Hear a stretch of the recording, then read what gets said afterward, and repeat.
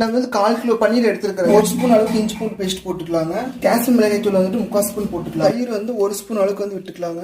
தூள் உப்பு 1/4 டீஸ்பூன் போட்டுக்கலாங்க. லைட்டாக வந்து பரட்டி எடுத்துக்கலாங்க. நம்ம ஒரு 50 கிராம் எண்ணெய் வந்து ஆட் பண்ணிக்கலாங்க. பெரிய வெங்காயத்தை ஆட் பண்ணிக்கலாங்க. நல்லா வந்து வதக்கி எடுத்துக்கலாங்க. பிரியாணி இலை, கல்பாசி, ரோஜா இதில் எல்லாம் போட்டுக்கலாங்க. இஞ்சி பூண்டு பேஸ்ட் போட்டுக்கலாங்க. நல்லா வந்து வதக்கி எடுத்துக்கலாங்க. காஷ்மீர் மிளகாய் தூள் போட்டுக்கலாங்க. தனி மிளகாய் தூள் போட்டுக்கலாங்க. எல்லாத்தையும் நல்லா வந்து மசாலாவோட பரட்டி விட்டுக்கலாங்க. தயிர் ஆட் பண்ணிக்கலாங்க. புதினா போட்டுக்கலாங்க. கொத்தமல்லி போட்டுக்கலாங்க. மசாலாவோட நல்லா வந்து பரட்டிக்கலாங்க. தண்ணி ஆட் பண்ணிக்கலாம். நம்ம நல்லா தண்ணி கொதி வந்துருச்சுங்க. நம்ம அரிசி போட்டுக்கலாங்க.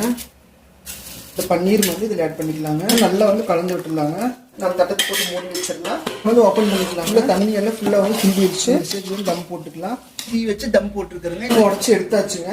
இப்போ நம்ம சுவையான வந்து பன்னீர் பிரியாணி வந்து ரெடி ஆயிடுச்சு.